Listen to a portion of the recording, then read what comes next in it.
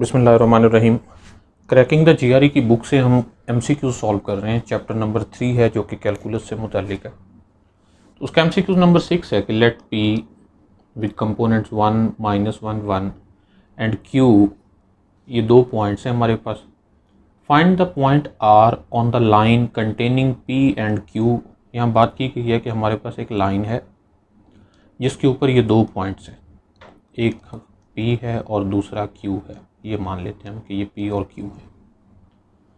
Okay, on the line containing P and Q whose distance from P is 3 times its distance from Q। यानी R एक ऐसा distance है जिसका distance from P is 3 times as its distance from Q, कि जो उसका Q के साथ डिस्टेंस है उससे 3 गुना डिस्टेंस है P के साथ। Okay, given that R is not between P and Q। साथ में ये भी है कि R उन दो के दरमियान में मौजूद नहीं है। मसलन ऐसा भी हो सकता था कि ये P होता और ये Q होता। Q के साथ उसका जितना डिस्टेंस है P के साथ वो 3 टाइम्स है। फॉर एग्जांपल ऐसा है कि इनके दरमियान 1 2 3 और ये 4, अगर ये बराबर डिस्टेंस होते तो यहाँ पर भी R हो सकता था कि R का इस साइड से 3 यूनिट डिस्टेंस होता और इधर उसका डिस्टेंस 1 यूनिट होता। लेकिन यहाँ मना किया गया कि इस तरह की सिचुएशन नहीं है कि R जो है वो इनके दरमियान पॉइंट्स नहीं है बल्कि इससे आउटसाइड है। ओके, तो हम R जो एक पॉइंट लेने जा रहे हैं वो उससे या तो इस साइड पर है या फिर इस साइड पर है। लेकिन हमें बताया गया कि P से वो ज़्यादा दूर है, Q से वो कम दूर है। तो हम यहाँ ऐसा करते हैं कि यहाँ पर अगर हम एक पॉइंट R लें, अब इसका जो यहाँ से डिस्टेंस है अगर ये 2 गुना हो उसका, ये उसका डबल है। फॉर एग्जांपल यहाँ से यहाँ तक 1 यूनिट डिस्टेंस है, P से यहाँ तक, यहाँ से यहाँ तक 1 मोर यूनिट है और फिर यहाँ से यहाँ तक एक और यूनिट है। तो यहाँ से हम ये देख सकते हैं कि R का P के साथ जितना डिस्टेंस है वो 3 गुना है R का Q के साथ डिस्टेंस से। अब ऐसा करते हैं कि इनके दरमियान जो P और Q का मिड पॉइंट है उसे हम S कह लेते हैं। हमें R के कंपोनेंट्स फाइंड करने हैं। मान लें कि R के कंपोनेंट्स हैं x, y, z। Q के कंपोनेंट्स हमें पहले से पता है, P के कंपोनेंट्स भी पता हैं। अगर हम S के कंपोनेंट फाइंड कर लें और फिर ये यूज़ करें कि S और R का मिड पॉइंट Q है, वहाँ से हम x, y और z के कंपोनेंट्स फाइंड कर सकते हैं। या ऐसा भी हो सकता है कि P Q को मिलाने वाली लाइन की पैरामीट्रिक इक्वेशन बना लें और फिर T पर एक रिस्ट्रिक्शन लगाकर R की वैल्यू फाइंड कर लें। लेकिन ये कंपैरेटिवली ज़्यादा आसान है कि P और Q का मिड पॉइंट फाइंड करके फिर ये यूज़ किया जाए कि S और R का मिड पॉइंट Q है। ओके, तो यहाँ से देखा जाए जो S जो कि मिड पॉइंट है P और Q का, तो वो इक्वल होगा 1 -3/2 -1 + 3/2 एंड 1 + 3/2। सो S के कंपोनेंट्स हुए -1 1 एंड 2। ओके, Q के कंपोनेंट्स हमें पहले ही पता है। अब हम ये जानते हैं कि Q is the mid point of S and R।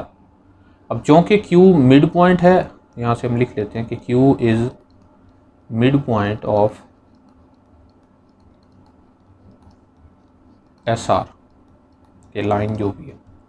तो यहाँ से Q के जो कंपोनेंट्स हैं वो हम लिखेंगे। हमें गिवन है कि Q है -3 3 3 -3 3 3, that is equal to mid point of S and R। अब मिड पॉइंट फार्मूला यूज़ करेंगे तो S के कंपोनेंट ये हैं और R के कंपोनेंट्स ये हैं। तो ये बन जाएगा -1 + x/2 1 + y/2 and 2 + z/2। Mid point formula के उसके दोनों पॉइंट्स के कंपोनेंट्स को रिस्पेक्टिवली ऐड करके 2 पर डिवाइड करते जाएं। अब ये दो ऑर्डर्ड पेयर सेम है, इसका मतलब यह कि पहला कंपोनेंट पहले के इक्वल है। -3 is equal to -1 + x/2,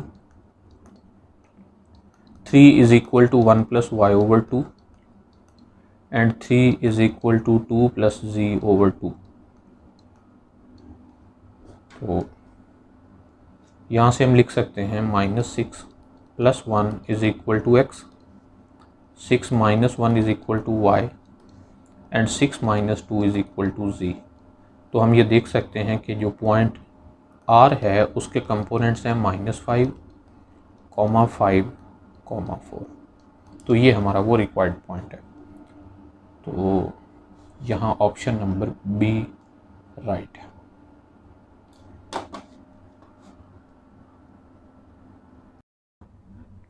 okay, next question number 7। If L is the line through the point A and parallel to the vector V, एक ऐसी लाइन है जो A में से पास हो रही है, वेक्टर V के पैरेलल है। What is the equation of the plane that contains line L and the point B? अब देखिए यहाँ पर दो चीज़ें मिक्स हैं, इक्वेशन ऑफ लाइन भी और इक्वेशन ऑफ प्लेन भी। हमें फाइंड करनी है इक्वेशन ऑफ प्लेन। अब प्लेन की इक्वेशन बनाने के लिए हमें दो चीज़ें रिक्वायर्ड होती हैं, एक पॉइंट और एक नॉर्मल वेक्टर। कि वो पॉइंट हमें बताता है कि स्पेस में किस जगह पर ये प्लेन है, और वो जो नॉर्मल वेक्टर है वो हमें बताता है कि ये किस तरह का है, कि किधर इसकी ढलान है, किस तरफ एक्स वाई है, वाई जी है, एंड सो ऑन। तो हम मान लेते हैं कि ये हमारे पास एक प्लेन है। ओके, ये एक प्लेन है जिसमें ये एक लाइन है। अब ये एक ऐसी लाइन है जो वेक्टर v के पैरेलल है, से इट वेक्टर v, और ये एक पॉइंट में से पास हो रही है, ये पॉइंट A है। अब हमें एक ऐसा प्लेन चाहिए जो पॉइंट B में से पास हो और ये लाइन भी उसके अंदर ही मौजूद हो, तो यहाँ पर हम ये कह देते हैं कि ये पॉइंट B है। ओके, अब हमें ये मुकम्मल बनानी है नॉर्मल लाइन। अगर हमें नॉर्मल वेक्टर मिल जाए, पॉइंट हमें पहले से ही पता है, तो हम प्लेन की इक्वेशन बना सकते हैं। यानी हमें एक ऐसा वेक्टर चाहिए जो इस प्लेन पर परपेंडिकुलर हो, तो यानी कुछ इस डायरेक्शन में हो कि इसका इस प्लेन के साथ एंगल 90 डिग्री हो। ओके, अब ये बनाने के लिए हम क्या करते हैं, अगर हमें यहाँ पर देखें हमें दो वेक्टर मालूम हैं, एक वेक्टर AB है और एक वेक्टर V है। ये दोनों इस प्लेन में मौजूद हैं। जब हम इन दो वेक्टर्स का क्रॉस प्रोडक्ट लेंगे तो हमें एक ऐसा वेक्टर मिलेगा जो इन दोनों पर परपेंडिकुलर होगा, यानी यूँ कहें कि वो इस प्लेन पर भी परपेंडिकुलर होगा। तो इस प्लेन पर परपेंडिकुलर वेक्टर बनाने के लिए हम पहले फाइंड करेंगे AB क्रॉस V, जो कि हमारे पास नॉर्मल वेक्टर का काम करेगा। सो AB क्रॉस V, सो AB यहीं हम बना लेते हैं, यहाँ I J K। AB mean B के कंपोनेंट में से A के कंपोनेंट माइनस होंगे, -2 -3, सो -5I, 3 - 2 1 J, एंड 1 - 1 0 K। और अब V के कंपोनेंट्स जो कि हैं -2 1 3। ओके, इसको हम सिंप्लीफाई करेंगे। So I into 3 - 0 minus J into -15 - 0 plus K into -5 + 2। So this is equal to 3I plus 15J -3K। Okay, अब हमें एक पॉइंट पता है और एक नॉर्मल वेक्टर पता है, तो इक्वेशन ऑफ प्लेन क्या होगी? इक्वेशन ऑफ प्लेन इज, याद रखें कि अगर हमें नॉर्मल वेक्टर पता हो, फॉर एग्जांपल नॉर्मल वेक्टर है AI plus BJ plus CK, और एक पॉइंट पता हो जिस पॉइंट में से इसने पास होना है, x0 y0 z0, तो प्लेन की इक्वेशन कुछ इस तरह से बनती है, A into x minus x0 plus B into y minus y0 plus C into z minus z0 equal 0। तो यहाँ हमारे पास जो पॉइंट है वो पॉइंट B गिवन है, जो कि ऊपर है हमारे पास। ये पॉइंट B है -2 3 1, और ये नॉर्मल वेक्टर गिवन है। So equation of plane is 3 time x plus 2, क्योंकि x minus x component of B plus 15 into y minus y component of B जो कि 3 है, और -3 इसका के component into z minus 1 that is equal to 0। तो अब हम इस इक्वेशन को सिंप्लीफाई कर लेंगे और हमें रिक्वायर्ड प्लेन की इक्वेशन मिल जाएगी, जो कि बनेगी 3x plus 6 plus 15y minus 45 minus 3z plus 3 is equal to 0। So 3x प्लस 15y -3z that is equal to 6 + 3 9 -45, तो ये बन जाएगा 36 -36, तो इधर आकर 36 होगा। अगर हम 3 पर डिवाइड कर दें तो x + 5y - z is equal to 12। Okay, so x + 5y - z is equal to 12, तो ये option number D right option है।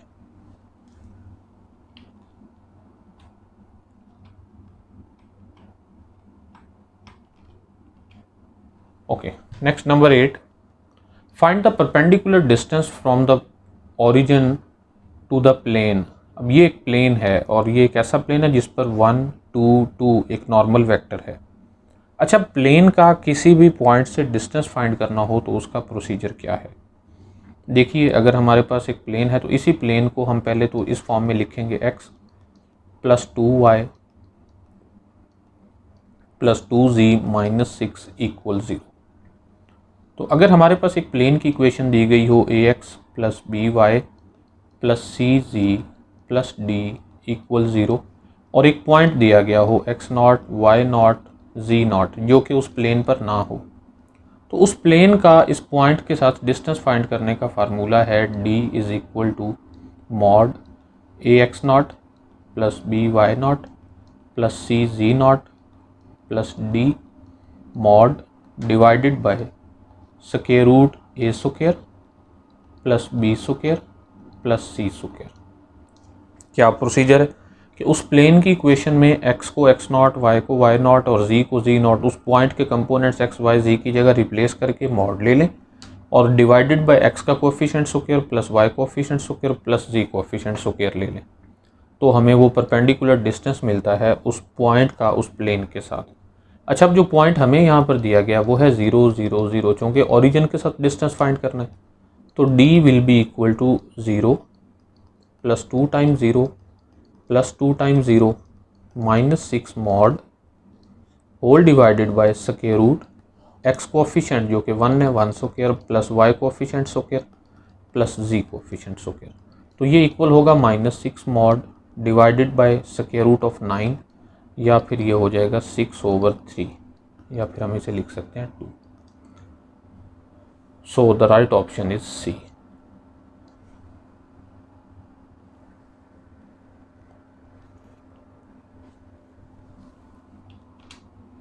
Okay, next number 9. If the curve z equal f of x in the xz plane is revolved around the x-axis. Okay, which of the following is an equation that describes the resulting surface? अब जरा इस question को गौर से समझिए कि हमारे पास z और x, यूँ कह लें कि ये अगर हमारे पास स्पेस है, ये x एक्सिस है, ये y एक्सिस हो और ये z एक्सिस हो, तो हमारे पास यहाँ जो कर्व दी गई है वो z = f of x है। मतलब ये कि वो xz प्लेन में कोई सी एक कर्व है, यूँ देख लें, यानी जो मुकम्मल x और z प्लेन के अंदर है, इसका इससे बाहर नहीं है। अगर आप एक कमरा समझें इसको, ये उसके सामने वाली दीवार, ये फर्श और ये साइड वाली दीवार समझी जाए, तो ये एक साइड वाली दीवार पर एक कर्व है। अब इसको क्या करें कि रिवॉल्व करवा दें अबाउट x एक्सिस की, ये जो x एक्सिस है इसके अबाउट इसे रिवॉल्व करवा दिया जाए, तो ये 3 डायमेंशनल एक शेप बनेगी। क्वेश्चन ये है कि इनमें से कौन सी जो इक्वेशन दी गई है, 4-5 ऑप्शन जो दिए गए हैं, इनमें से कौन सा राइट ऑप्शन है जो उस सरफेस की इक्वेशन को सेटिस्फाई करेगा। यानी हमारे पास वैसे 2D में एक कर्व मौजूद है, उस कर्व को किसी भी एक एक्सिस के अबाउट रोटेट करवा देने से एक 3D शेप बनेगी। उस शेप की इक्वेशन के बारे में यहाँ पर पूछा गया कि वो किस तरह की होगी। ओके, तो बुक में पेज नंबर 114 पर एक छोटा सा टेबल दिया गया,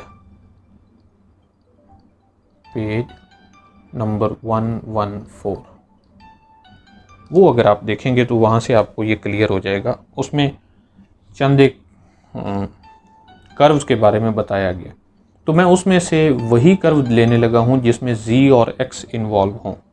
यानी फंक्शन है हमारे पास जिसमें x और z दोनों इन्वॉल्व हैं। अगर हम रोटेट करवाते हैं या रिवॉल्व करवाते हैं, रिवॉल्व अबाउट या अराउंड एक्स एक्सिस, अगर हम अबाउट एक्स एक्सिस रोटेट करवाते हैं तो हम यहाँ रिप्लेस करते हैं, replace z by plus minus square root Y square plus ji square से। तो ये कुछ क्राइटेरियाज वहाँ लिखे गए हैं, आप वहाँ से देख सकते हैं, और बेहतर है कि आप एक बार इनको देख लें। कि देखिए यहाँ एफ ऑफ एक्स जी यानी मुकम्मल जो भी कर्व थी उसमें दो वेरिएबल इन्वॉल्व थे, एक्स और जी इक्वल 0। यहाँ स्मॉल है, हम इसको कैपिटल एफ लिख देते हैं। चलें, ये थोड़ी सी आसानी हो जाएगी। तो क्या किया कि अगर फंक्शन में x और z इन्वॉल्व हैं, हम उसे रिवॉल्व करवाते हैं अबाउट x एक्सिस। तो एक मरतबा x एक्सिस को भूल जाएं, इसके दूसरे वेरिएबल को z को रिप्लेस कर दें plus minus square root missing variable square plus this variable square z square. अब यही देखिए, अगर हम इसको रिवॉल्व करवाते अबाउट z एक्सिस तो हम यहाँ रिप्लेस कर रहे होते x को square root of x square plus y square के साथ प्लस माइनस के साथ। और इस तरह से बाकी तीन के लिए भी देखा जा सकता है कि किसी भी प्लेन में अगर ये मौजूद हो तो। ओके, तो अब हमने क्या करना है, जो हमें इक्वेशन दी गई है z equal F of x, उसमें हमने z को रिप्लेस करना है इसके साथ। तो ये क्या बन जाएगा, plus minus square root Y square plus ji square that is equal to f of x. और अगर हम इसका स्क्वायर ले लें दोनों साइडों का तो ये बन जाएगा y square plus ji square is equal to f of x whole square. Okay, तो यहाँ हमारा जो राइट ऑप्शन है वो ई है, y square plus ji square is equal to f of x whole square. Okay, तो इस तरह वहाँ पे एक एग्जांपल भी मौजूद है, आप उसको भी एक बार ज़रूर देखिएगा, page number 114। Next question number 10 है कि which of the following depicts level curves of the surface whose equation is in cylindrical coordinates z is equal to are square cos 2 theta. तो यहाँ पर आपको ये भी देखना चाहिए कि what are cylindrical coordinates. Cylindrical coordinates में इन्वॉल्व होते हैं, यानी हम x, y और z ये जो कोऑर्डिनेट्स ले रहे होते हैं ये होते हैं रेक्टेंगुलर या कार्टेशियन कोऑर्डिनेट्स। इनको हम चेंज करते हैं r, थीटा और z में, तो ये होते हैं सिलेंड्रिकल कोऑर्डिनेट्स। इन सिलेंड्रिकल कोऑर्डिनेट्स का रेक्टेंगुलर कोऑर्डिनेट्स के साथ रिलेशन कुछ यूँ है कि r is equal to x square plus y square whole square root, theta is equal to tan inverse y over x and z is equal to z। ये तो तब हैं जब आपके पास कार्टेशियन कोऑर्डिनेट्स दिए गए और वहाँ से पोलर बनाना हो, और अगर पोलर दिए गए हों वहाँ से कार्टेशियन कोऑर्डिनेट्स बनाना हो तो फिर हम इन इक्वेशंस को यूज़ करते हैं। x is equal to r cos theta, y is equal to r sine theta and z is equal to z। Okay, खैर अभी हमारा ये काम नहीं है, हमने ये देखना है कि जो सिलेंड्रिकल कोऑर्डिनेट में हमारे पास ये एक कर्व दी गई है उसकी लेवल कर्व्स किस तरह की हैं। लेवल कर्व ये होता है कि वहाँ आप z को एक फिक्स कांस्टेंट पुट कर दें तो ऊपर से देखने में ये शेप कैसी होगी। जैसे नीचे आप यूँ समझें कि आपके पास एक पहाड़ी है और आप पहाड़ी को अगर ऊपर से कट कर देते हैं तो कैसी शेप नज़र आती है। दरख्त के तने को अगर हम बराबर काट दें ज़मीन के पैरेलल तो ऊपर से कैसी शेप नज़र आती है, तो वो लेवल कर्व्स होती हैं। तो ऐसा है कि इस ग्राफ को समझने के लिए हम इसे पहले कार्टेशियन कोऑर्डिनेट्स में चेंज कर लेते हैं और फिर बड़ी आसानी से ये देख सकेंगे कि इसकी लेवल कर्व्स किस तरह की है। ओके, तो z is equal to are square, जो कि या हम इसे यूँ लिखते हैं R cos R square cos 2 theta, जो कि इक्वल होता है cos square theta minus sine square theta. अब इसे लिखा जा सकता है z is equal to are square cos square theta minus R square sine square theta. अब R square cos square theta R cos theta जो कि इक्वल होता है x के, तो ये z इक्वल हो जाएगा x square minus Y square. अब लेवल कर्व फाइंड करने के लिए हम z को कांस्टेंट पुट करते हैं, तो हमारे पास इक्वेशन बनेगी x square minus Y square is equal to constant. इस इक्वेशन के ग्राफ को देखते हुए हम लेवल कर्व्स के बारे में बात करेंगे। अब देखिए यहाँ ये जो कांस्टेंट है c, ये 0 भी हो सकता है। If c is equal to 0, तो ये इस तरह से बनेगी x square minus Y square is equal to 0, mean X square is equal to Y square. तो यहाँ से हम ये लिखेंगे X is equal to plus minus Y. अब X is equal to plus minus Y, तो ये दो किस्म की कर्व्स हैं, यानी एक्स इक्वल वाई है और एक्स इक्वल माइनस वाई है। अगर हम इनको ड्रा करें तो ये एक तो ये लाइन है स्ट्रेट लाइन जो कि पॉजिटिव फर्स्ट क्वाड्रेंट और थर्ड क्वाड्रेंट को बाइसेक्ट करती है, और एक ये कर्व है जो सेकंड और फोर्थ क्वाड्रेंट को बाइसेक्ट करती है, यानी ये वाली दो लाइनें। अगर c हमारे पास 0 से बड़ा नंबर हो, c पॉजिटिव हो, तो फिर ये इक्वेशन लिखी जाएगी X square minus Y square is equal to C, या फिर हम लिख सकेंगे X square over square root of c का square minus Y square over square root of c का square, that is equal to 1।